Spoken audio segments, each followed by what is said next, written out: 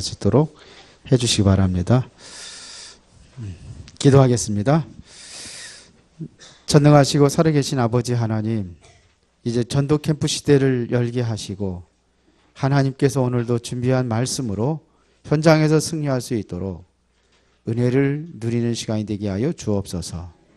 오늘도 인생의 최고의 답을 찾고 그 응답 속에서 승리하는 그런 한 주간이 되도록 이 시간에 말씀으로 역사하여 주시고 영적인 힘을 얻는 시간이 되게 하옵소서. 예수님 이름으로 기도드리옵나이다. 아멘. 한번 옆 사람 한번 축복하겠습니다. 하나님은 당신을 사랑하십니다. 다시 한번 인사하겠습니다. 당신을 전도 캠프 인생으로 부르셨습니다. 아멘. 10월 9일 날 메시지가 전도 캠프 인생이라는 메시지를 가지고 10월 달을 시작을 했습니다. 10월 2일 날은 수련회 메시지로 회복의 세 가지 얘기했습니다. 복음 회복, 두 번째 시간은 기도 회복, 또 뭐도 회복? 삶 회복. 이번 주는 그러면서 이제 그 9일부터 이제 계속해서 전도 캠프 인생, 그래서 첫 시간 가졌습니다. 하나님께서 여러분들을 부르실 때에 전도 캠프 인생으로 부르셨다는 겁니다. 그래서 우리에게 주신 천명이 있습니다. 그 천명이 뭐냐면 빛입니다. 우리에게 빛을 발하라. 빛을 주시고 빛을 발하라. 여러분들은 빛의 소유자예요. 그렇죠? 이 빛을 위하여 여러분들이 부르셨습니다. 하나님께서. 이것을 소명이라고 하죠.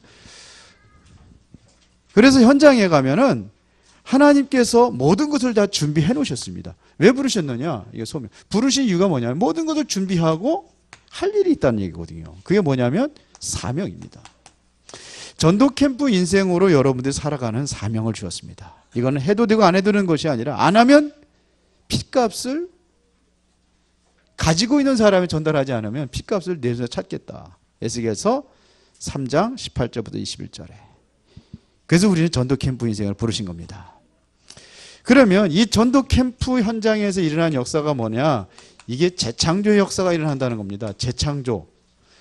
그리스도 안에서는 새로운 피조물이라 이전 것은 지나갔으니 보라 새 것이 되었도다 그랬습니다. 그래서 하나님께서 우리 인간을 창조할 적에 완벽한 존재로 창조하셨습니다. 그런데 이 창조의 하나님께서 우리를 완벽한 존재로 창조하셨는데 이것이 완전히 깨어졌단 말입니다. 깨어져서 12가지 인생의 문제 속에 빠져서 흑암에 빠져 있다는 얘기입니다. 그래서 여러분들이 이 12가지 문제에 빠져 있는 인생들에게 이 복음의 빛을 전할 때에 하나님께서는 재창조 역사를 이루신다. 이런 얘기예요. 지난주의 메시지에는 믿음과 전도 캠프. 우리 현장에 나가서 전도 캠프를 해야 되는데 뭐가 문제느냐면 믿음이 문제라는 거예요. 자꾸 틀린 믿음을 가지고 살아가고 있다는 얘기입니다. 내가 열심히 하고 해야 되겠지만 내가 행위가 아닌 정확한 내용을 가지고 우리가 현장을 봐야 됩니다. 그래서 틀린 믿음. 그게 뭐예요? 실패하는 믿음. 종교적인 믿음, 교리적인 믿음, 이원론적인 믿음, 교회에서 예배하는 생활하고 세상에 나가서는 전혀 복음과 상관없이 불신자처럼 살아가는 그러한 그 믿음이 사라져야 됩니다. 나를 위해서 믿는 게 아니에요. 육신적인 동기 믿음. 이것도 우리가 깨져야 됩니다. 그래서 모든 것을 나의 전도 캠프의 현장을 여러분들이 가지라는 얘기입니다. 믿음이 있다는 얘기는 뭐냐면 여러분들이 복음에 대한 내용도 있어야 되지만 뭐가 있어야 되느냐? 현장이 있어야지만 열매를 맺는다는 거예요. 그러니까 농부 얘기했죠. 농부가 밭이 없으면 땅이 없으면 거기에 대해 신경 쓸 일이 없어요. 근데 내가 땅이 있고 밭이 있고 그러면은 항상 곡식에 대한 관심을 가지고 살아가는 것처럼 우리가 이런 현장을 가지고 여러분들이 현장을 정복하라 이겁니다. 그러기 위해서 여러분들은 항상 말씀을 따라가라. 그리고 내용은 오직 그리스도 말하라 이거예요. 이게 바울이 전도 캠프 현장에서 일어났던 것이 말씀이에요. 말씀에 붙잡혀. 그렇죠? 내용은 뭐냐면 예수가 그리스도라고 증거했습니다. 그랬더니 모두가 그냥 하나님이 역사하시는 거예요. 하나님이 현장에서 역사하십니다. 이게 이제 지난주 메시지였습니다. 자, 그러면 오늘은 뭐냐면 요셉입니다. 요셉은 어떻게 이 전도 캠프 인생을 살아갔느냐. 좀 더 이제는 확산해서 전도가 아니라 요셉은 선교 캠프를 했습니다. 요셉의 선교 캠프 어떻게 했는지 우리가 한번 보자는 얘기입니다. 여러분들이요, 하나님은 은혜로운 교회를 선교라는 사명을 주셨습니다. 그렇죠? 그래서 오늘은 선교에 대해서 좀 보겠습니다. 선교사가 중요한 게 아니에요. 선교사가 아무리 많이 나간다 할지라도 선교를 감당하지 못한다면은 그건 아무 의미가 없습니다. 선교가 중요한 겁니다. 그렇죠? 그래서 선교는 선교사만 하는 게 아니에요. 지금 선교사에게는 뭐냐면 가는 선교가 있습니다. 가는 선교사.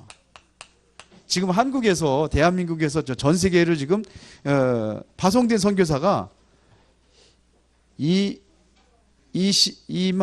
7천 명 정도 파송됐다고 그래요. 한 약 3만 명을 보고 있습니다. 그러면 엄청난 숫자가 지금 파송되어 있는 겁니다. 2만 8천 몇백 명 돼요. 그 한 3만 명 정도가 지금 파송이 되어 있습니다. 한국이. 우리 충성이가 우리 GDP하고 선교사 파송하고 이게 지난번에 한번 발표한 적이 있거든요. 다민족 선교에서. 그런데 이게 선교사 파송하는 것만큼 GDP가 성장이 됐어요. 우리나라가. 그거를 얘기를 하더라고요. 아, 그랬구나. 내가 찾아보니까 맞더라고요. 그래서 선교사 가는 선교사들이 있어요. 그러면은 보내는 선교사가 있습니다. 보내는 선교사. 보내는 선교사는 얘기는 파송하는 선교사라고 얘기했겠죠. 그러니까 우리 은혜로운 교회가 이제 이 정도 돼야 돼요. 파송하는 선교사. 한 사람을 파송해서 도울 수 있을 정도로. 우리가 한 사람을 파송할 수 없지만서도 이제는 파송된 선교사를 조금씩 도와주는 일을 하고 있습니다. 자, 그런데 이거보다 더 중요한 게 있습니다. 무슨 선교사냐면은 참여하는 사람들이 있어야 돼요. 참여하는 선교사입니다. 여러분들도 그러면 선교사가 될 수 있는 거예요. 여러분들이 선교하는 일에 헌금을 하고 선교 헌금을 하고 이것도 선교예요. 선교를 위한 헌금 아니면 선교사예요. 선교 헌금. 이게 바로 참여하는 선교사예요. 그리고 우리나라는 이제는 단일민족이라는 그것은 이제 지나갔습니다. 다민족 시대입니다. 우리나라에 지금 다민족이 들어와 있는 사람들이 약 200만 정도 됩니다. 200만이 조금 못 미칩니다. 200만 됩니다. 200만. 통계에서 들어가 보니까는 거의 200만이 돼요. 그럼 엄청난 숫자거든요. 그러면 수원 인구 2배가 지금 우리 대한민국에 들어와 있는 거예요. 수원 시내가 2개가 들어와 있는 것 정도로. 이 정도로 많은 사람들이 지금 대한민국에 들어와 있습니다. 그 중에 가장 분포도가 많은 데가 어디냐면 경기도입니다. 거의 경기도에 집중이 돼 있다고 보면 돼요. 특히 안산. 전국적으로 다 있지만서도 수도권 지역에 집중이 돼 있습니다. 안산, 또 여기 화성, 수원, 평택 여기에 제일 많아요. 그런데 여기 다민족에 대해서 생각하는 교회들이 별로 없어요. 근데 유일하게 은혜로운 교회가 이거를 본 거예요. 몇 교회가 있지만서도 유일하게 은혜로운 교회가 봤어요. 그리고 여기에 집중하면서 캠프하고 있는 교회가 은혜로운 교회입니다. 여러분들이 지금 선교하고 있는 거예요. 맞아요? 무슨 선교사예요? 나는 참여하는 선교사. 헌금도 헌금이지만서도 내가 또 기도하는 것도 내가 참여하는 거예요. 그래서 제가 캄보디아도 가고 이번에 오늘도 이제 태국으로 가는데 제가 요즘에 느낀 게 뭐냐면은 그렇구나. 지금 태국에 가 있는 선교사 우리가 보냈잖아요. 여기 가 있잖아요. 지금도. 김영일 선교사라든지 또 김영곤 선교사라든지 가 있는데 이런 분들은 어디만 하죠? 태국만 할 수 있어요. 그런데 우리 여기는 아주 엄청난 그 선교 현장 각 나라마다 할 수 있는 선교를 우리에게 주셨습니다. 맞아요? 더군다나 우리가 지금 캠프에 이게 선교가 막힌 곳이 약 박해하는 나라들의 40개 국가가 됩니다. 약 40개 국가. 그런데 이들이 어디 왔느냐? 거기 들어가서는 우리가 선교를 못 하는데 여기서 할 수 있어요. 특히 우리가 못 하는 데가 있습니다. 북한 같은데. 지금 중국도 못 하고 있습니다. 중국도 다 쫓겨나왔습니다. 특히 우리 총회가 대거 지금 다 쫓겨나 버렸습니다. 제일 선교를 강하게 강력하게 잘하고 있기 때문에 이거 전부 다 쫓겨나 버렸습니다. 지금 그런 실정입니다. 그 다음에 이슬람. 근데 이슬람이 여기서는 전도할 수 있잖아요. 연모동에 캠프하다가 태국 사람을 만난 거예요. 태국 사람을 만났는데 우리 태국 사람 여기 와서 한 사람 있잖아요. 한국말도 못해요. 하나도. 근데 4살짜리 있고 뭐 7개월짜리인가 몇 개월짜리 아이 둘이 있는데 4살짜리가 한국말도 못하고 태국말도 못하는 거예요. 그리고 어떻게 되겠습니까? 이 아이. 그래서 아빠하고 계속해서 어린이집에만 보내는 모양이에요. 근데 이 아이는 안 가려고 막 울고. 그래서 얼마나 울고 그랬는데 한 달을 못 살고 우리 이정순 장로님 그 옆집에서 쫓겨났어요. 한 달 만에. 다른 데로 이사 갔어요. 근데도 그거 이제 만날 거다 알고서 이제는 현장에서 한번 만났기 때문에 피스를 보냈더니 이사 갔더래요. 없어져 버렸어요. 근데 마침 피스가 가는 그 타임에 전기세를 주러 온 거예요. 그 집에. 하여튼 기가 막히게 만나게 하셨죠. 그래 만났는데 너무 좋아하는. 그런데 이슬람교요. 계속해서 메시지는 듣겠다는 겁니다. 그러나 미리 못 박는 거예요. 나는 이슬람교를 우리 부모님 다 믿고 그러기 때문에 기독 종교로 옮길 수는 없다는 거예요. 그러나 복음에 들어가면은 살아나겠죠. 거기 가서 할 수 있겠습니까? 못해요. 지금 이슬람교 그쪽 때는 전혀 우리가 들어가지 못하는데 오히려 가다가 죽어요. 그런데 한국에 들어와 있잖아요. 우리가 바로 이 선교를 하는 겁니다. 드디어 이제 그 발안에 지난번에 그 장로회에서 결정을 해서 발안에 건물을 얻기로 해서 지금 계약을 해놓은 상태입니다. 다음 주 토요일 날 들어갑니다. 그러면 이거 하는 거예요. 근데 우리 전수아님이 이제 거기 맡아서 하고 있는데 전혀 동기 버리고 가라. 우리 교회 꼭지를 끌어올려고 하지 말아라. 우리는 선교하는 것이다. 근데 그 얘기를 했어요. 그래도 열매 오는 거는 그거는 그러다 하더라도 우리 교회라는 거 절대로 하지 말고 순수하게 하라. 그래야 우리 수원 노예사는 다 참여하고 각 나라마다 교회를 세워질 것이다. 네, 그런 얘기 했어요. 자꾸 우리 교회 관점에서 하다 보면 큰 사역을 못해요. 완전히 버리고 우리 선교라는 것 가지고 하는 겁니다. 여러분들이 여기에 지금 참여하는 선교사가 다 된 거를 축하합니다. 아멘 안 하신 분들은 아직도 참여하는 진짜입니다. 자, 그러면 요셉에는 어떻게 했느냐, 이 선교 캠프를 요셉은 어떻게 감당했느냐, 이거를 얘기했습니다. 요셉은요, 이 선교하기까지 뭐가 따라내냐면 고난이 계속 따라왔습니다. 고난. 이 고난이 바로 선교의 발판으로 보았습니다. 일단은 어렸을 때에 모친이 사망합니다. 아주 어렸을 때입니다. 베냐민 낳다가 동생 낳다가 어머니가 죽었어요. 그때에 얼마나 외롭고 얼마나 힘들겠습니까? 엄마가 없으면. 어린아이 가장 필요한 게 엄마잖아요. 그런데 엄마가 죽었어요. 그리고 요셉의 아버지가 야곱이잖아요. 야곱이 굉장히 요셉을 특별히 사랑을 합니다. 특별히 사랑했는데 이것 때문에 형들이 자꾸 시기하고 형들이 못 살게 괴롭힙니다. 요셉이 이런 괴롭을 당합니다.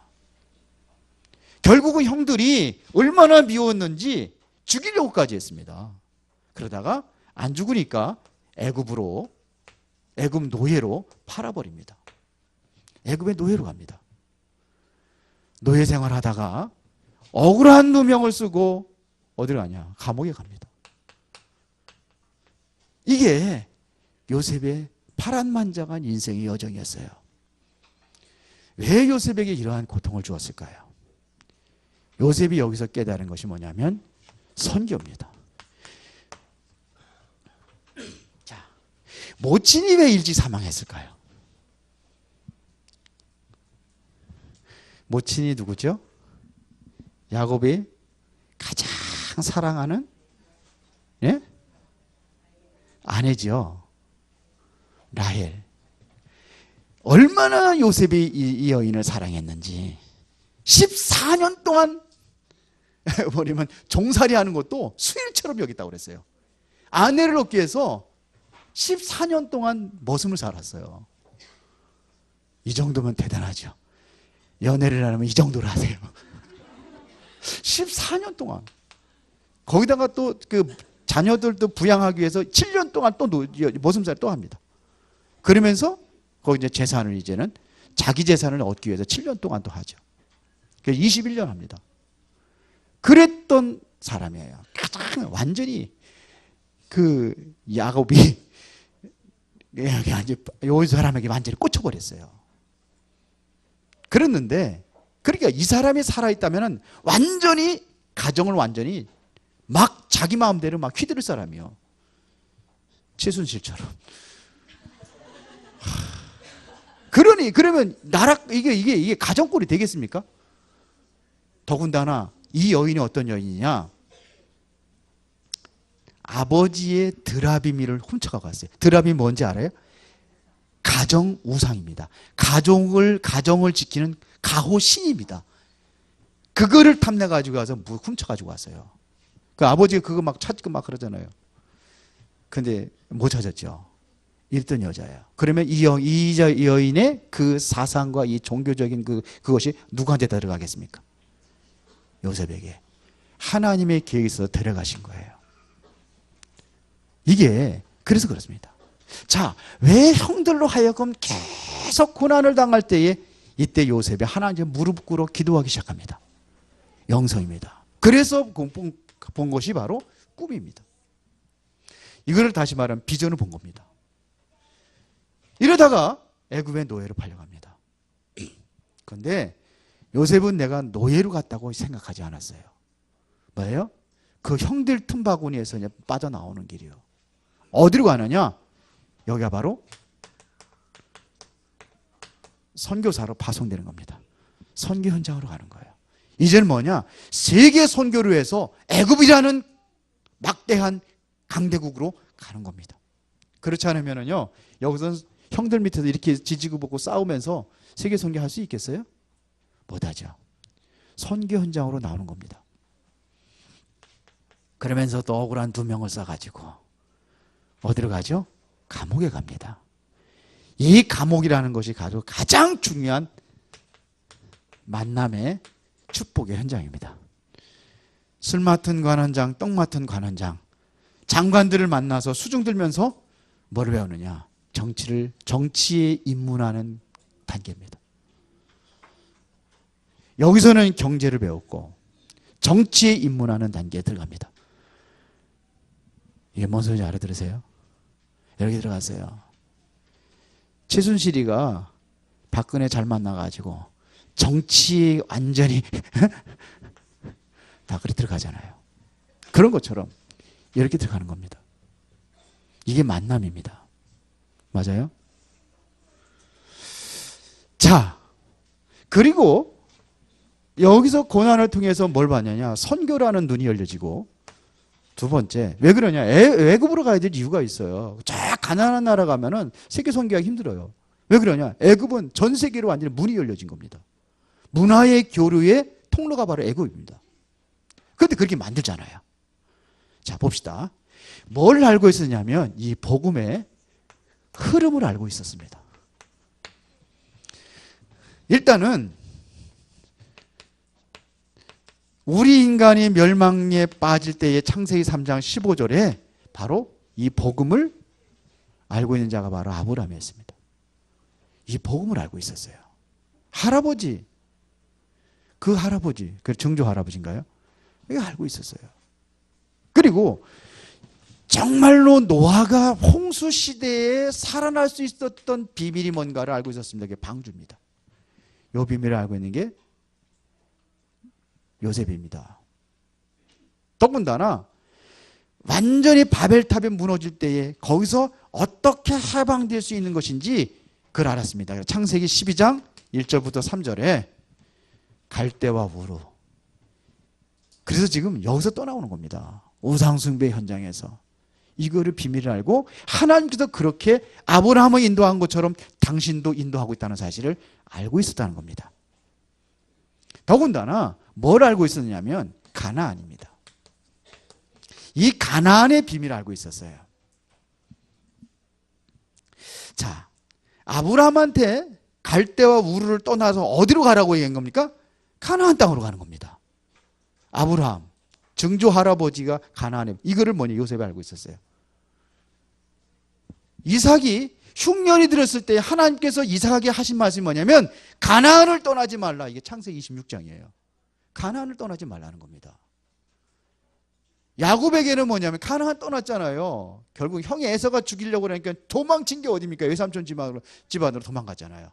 그러다가 다시 하나님께서 뭐라고 하냐면 가나안으로 돌아가라는 거예요. 그러면 선진들이 어디가 중요하냐? 가나안입니다. 이 약속의 땅입니다. 무슨 약속이냐면 이 창세기 3장 15절 여인의 후손, 다시 말하면 메시아가 오실 땅이 바로 가나안입니다. 그래서 창세기 50장 24절부터 25절에 보니까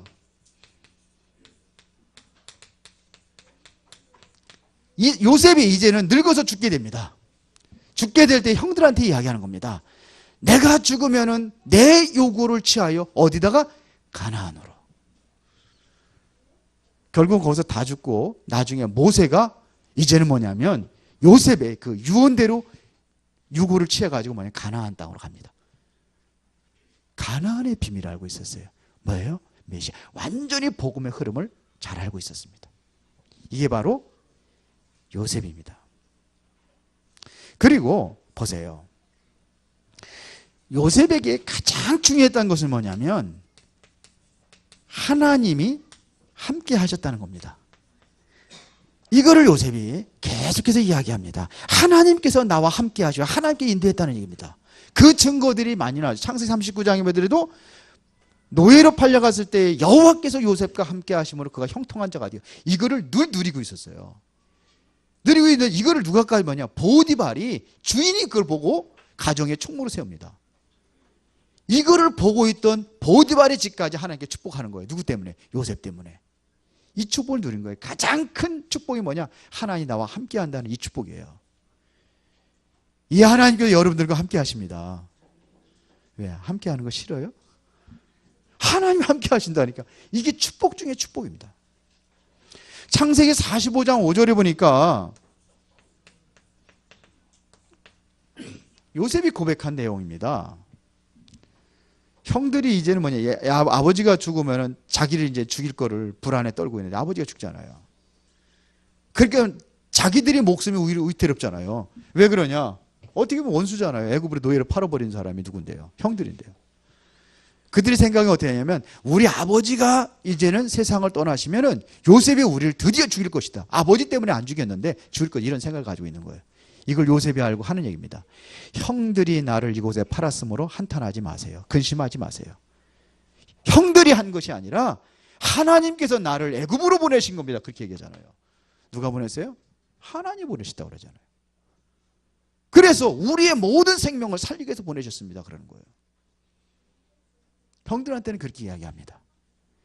너무너무나 하나님의 복음의 흐름을 알고 하나님의 인도를 잘 받은 사람이 요셉입니다. 그리고 세 번째입니다. 요셉은 항상 하나님 앞에 서 있었습니다. 여러분들이 항상 어디 앞에 서있냐? 하나님 앞에서. 문제 앞에 서지 말고 어디 앞에 서요? 하나님 앞에서. 여러분들이 환경에 빠지는 게 아니라 그것을 우리는 하나님 앞에서. 나를 내세우는 게 아니라 누구를 내세요? 하나님을 내세우는. 이게 바로 요셉이었습니다. 창세기 39장 9절에 보면은 보디발의 아내가 미혹해가지고 연애하자고 그러잖아요. 그때 창세기 39장 9절에 요셉이 한 얘기입니다. 이 집에 나보다 큰 이가 없으며 주인이 아무것도 내게 금하지 아니하였어도 금한 것은 당신뿐이니 당신은 그의 아내임이라 하면서 한 얘기입니다. 내가 어찌 큰 악을 행하여 하나님께 죄를 지으리까 그랬어요. 창세기 39장 9절입니다. 내가 어찌 하나님께 죄를 지으리까 그랬어요. 주인한테 죄를 짓는 게 아니라 하나님 앞에 내가 서서 이 일이 바로 내가 하나님께 죄를 짓는 거다 그랬어요. 아니 주인한테 죄를 짓는 거 아니에요? 근데 하나님께 죄를 짓는다고 그랬어요. 요셉이 한 얘기입니다.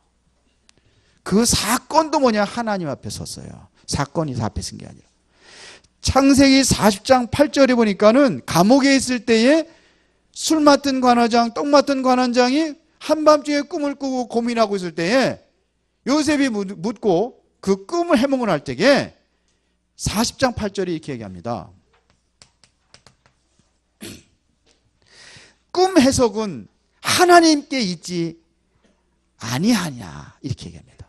꿈 해석은 내게 있는 것이 아니라 하나님께서 하신다는 얘기입니다. 모든 것을 하나님 절대적인 주권이요 하나님의 인도하심 속에서 그것이 이루어지고 있다는 것을 고백을 합니다. 드디어 이제는 요셉이 바로 왕 앞에 섭니다. 바로 왕이 꿈을 꿨는데 아무도 그 꿈을 해몽하는 사람이 없었어요. 이때 이 감옥에 있어 떡 맡은 관원장이 2년 전에 요셉이 나의 꿈을 해석해줬고 그 꿈의 해석대로 복직이 된 것을 왕 앞에 얘기를 합니다. 그래서 요셉이라면 등이 당신의 꿈을 해몽할 것입니다. 그때 이제 그러면 데려와 봐라. 그래서 바로 왕 앞에 요셉이 서게 됩니다. 그때 요셉이 하는 소리가 창세기 41장 16절입니다. 뭐라고 그랬습니까? 거기에 꿈의 해몽, 꿈이 무슨 꿈이었어요? 아름답고 살찐 7마리 소가 저 나일강가에서 올라와 가지고 풀을 뜯어 먹고 있는데 또 흉악하고 파리한 소가 나일강에서 올라와 가지고 살찐 소 7마리를 잡아먹어 버렸어요. 그리고 또 잠을 자는데 또 바로 왕이 또 꿈을 꿉니다. 어떤 꿈입니까? 이번에는 한 줄기 무성하고 충실한 7이삭이 나오고 조금 있다가 가늘고 동풍에 마른 7이삭이 나와서 무성하고 충실한 이삭을 삼켜버렸어요. 두 번 꿈을 꾼 겁니다. 그때에 내가 이 꿈을 해몽하는 게 아니라 41장 몇 절입니까? 16절에 보니까 하나님이 평안의 답을 주실 것입니다. 그러는 거죠. 누가 줘요? 하나님이. 그리고 이러면서 이 꿈을 보면서 요셉은 뭘 하고 있었냐면 하나님이 하실 일을 알고 있었어요. 자, 이건 한번 여러분들이 한번 찾아보세요. 창세기 41장 25절입니다. 자, 여기에 보면 이렇게 됐습니다. 요셉이 바로에게 이르되 바로의 꿈은 하나라. 하나님이 그가 하실 일을 바로에게 보이심이라 했습니다. 뭘 보였어요? 하나님이 하실 일이에요.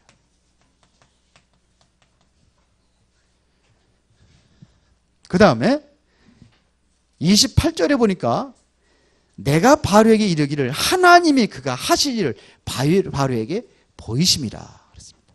똑같은 얘기지만서도 하나님께서 앞으로 뭐예요? 보이실 일입니다.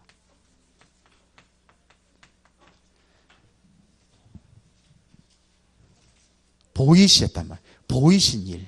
보이실 일에 보이신 일. 자, 그러면서 32절에 보니까 뭐라고 그랬냐면요. 바로께서 꿈을 2번 겹쳐 꾸신 것은 하나님이 이 일을 정하셨습니다. 무슨 일이요? 정하신 일이에요. 하나님께서 정하셨다는 얘기는 반드시 하시겠다는 얘기입니다. 2번씩이나 그래요. 정하시고 반드시 하시겠다는 얘기입니다. 그러면서 뭐라고 얘기합니까? 32절에 다시 한번 보겠습니다. 바로께서 꿈을 2번 겹쳐 꾸신 것은 하나님이 이 일을 정하셨습니다. 그러면서 하나님이 속히 행하시지니. 이것은 다시 말하면 시급한 일입니다. 속히 행하신다는 얘기는 시급한 일입니다. 이게 뭡니까? 하나님께서 지금 뭘 얘기하는 겁니까? 그러면 꿈 해몽을 얘기하죠. 7년 동안 크게 풍년이 들고 이젠 7년 동안 흉년이 될 것이다. 그것을 대비하라. 이게 뭡니까? 그거를 대비하라. 온 천하에 다 그렇게 될 테니까 그거를 대비하라는 거예요. 그러니까 지금부터 창고를 계속 지어가지고 계속해서 풍년 들을 때에 창고에다 곡식을 쌓아두라는 겁니다. 왜? 7년을 대비하기 위하여. 그런데 애굽을 살리기 위한 게 아니에요. 그게 바로 선교입니다. 그게 바로 전 세계를 살리는 길입니다. 맞아요? 이게 바로 뭐냐면 선교를 준비하는 겁니다. 우리 교회가 바로 이제는 선교 캠프 시대를 열기 위한 준비입니다. 그래서 바란에 사무실을 계약을 하게 하셨어요. 문정이 알아듣습니까? 이게 알아들어져야 되는데 이게 그래서 하는 겁니다.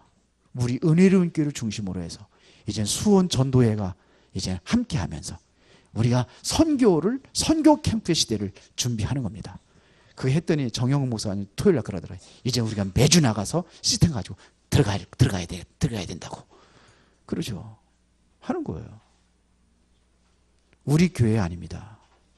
교회가 아니라 선교입니다. 그렇죠. 같이 하는 겁니다.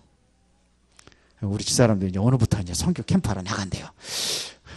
장자님도 같이 가겠대요. 캠프 시대예요. 선교 캠프. 아시겠습니까? 이게 바로 시급한 일이에요. 이게 안 되니까 대통령께서 누가요? 무속인들하고 뭐 팔선년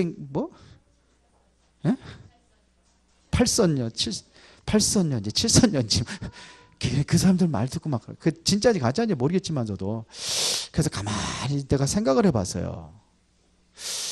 박정희 대통령이 테러를 당하고 아버지가 엄마가 또 테러를 당해 죽었잖아요.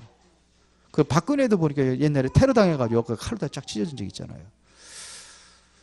그러더니 박정희 대통령은 주일학교 다니고 고등학교 때까지 학교를 다니다가 그만두고 여자를 잘못 만나가지고 만남이 중요한 거예요. 불교 믿는 사람 만나가지고 불교에 올인하고 청와대에다 불상 갖다 놓고 이러더니 그 영적인 대물림이 이 사람에게 온 거 아닌가 이런 생각이 들어요. 그 잘못하면 그 영적인 흐름이 박근혜 대통령 지금 들고 일어나고 막 난리 치고 있는데 저러다가 또 테러 당하는 거 아닌가 그런 생각이 들어요. 그렇지 않기를 정말 기도하시기 바랍니다. 이 나라와 민족으로 해서 기도해야 됩니다. 지금 북한에서는 위협하고 있고 핵무기 만들어가지고 지금 미사일 쏴대고 있고 근데 우리나라는 너무 지금 혼란스러워요. 언제 우리 전쟁 터지지 말라는 법은 없습니다. 왜 그러냐? 성경에 보니까 마지막 때 전쟁이 계속 일어난다고 그랬잖아요. 기근과 지진이 일어난다고 그랬잖아요. 지진 때문에 또 불안에 떨고 있고. 그래서 기도하는 거예요. 의인 10명만 있어도 망하지 않는다고 성경은 말했기 때문에 저와 여러분들이 여기에 올인해야 됩니다. 선교 준비하는 겁니다. 맞아요? 그래서 정말로 하나님이 내게 주신 내가 기도 제목을 찾는 게 아니라 하나님이 주신 기도 제목이 있어요. 이거를 우리가 기도해야 됩니다. 날마다 여러분들이 말씀 속에 살아가야 됩니다. 날마다 여러분들이 정말로 기도 속에 살아가야 됩니다. 오늘 말씀과 오늘 기도 잡고 그러면서 여러분들이 이제는 전도 캠프 시대를 열어가는 겁니다. 이렇게 준비하는 겁니다. 그래서 우리는 뭐냐면 어떻게 이거를 지속할 것인가에 대해서 답을 가진 사람들이 뭐냐? 로마서 16장의 사람들이에요. 이건 해도 되고 안 해도 되는 게 아니라 계속 해야 될 일이기 때문에. 왜? 시급한 일이잖아요. 하나님께서 하신다고 하잖아요. 내가 하는 겁니까? 하나님께서 하신다고 그러잖아요. 하나님이 하실 일이요. 하나님께서 지금 보여주신 일이요. 하나님께서 반드시 하겠다고 정하신 일이라 이거예요. 그래서 저와 여러분들을 전도 캠프 인생으로 부르신 줄로 믿습니다. 이제는 우리나라 전도만이 아니라 저 세계 현장까지 나갈 수 있는 선교. 그래서 이번 달에 2번씩이나 캄보디아 갔다 오게, 태국까지 갔다 오게 하고 그러는 것이 아닌가 이런 생각을 해보면서 여러분 올인하시기 바랍니다. 기도하겠습니다. 전능하시고 살아계신 아버지 하나님, 크신 사랑과 은혜의 진심으로 감사를 드립니다. 요셉의 선교 캠프에 대해서 다시 한번 우리가 확인하며 무엇이 시급한 일인지 우리가 찾고 이제 그 일에 올인할 수 있도록 성령의 충만함으로 역사하시고 날마다 내게 주신 기도 제목, 매일 오늘의 말씀, 기도, 전도 속에서 살아갈 수 있도록 하나님께서 성령 충만 은혜를 주옵소서. 예수님 이름으로 기도드리옵나이다. 아멘.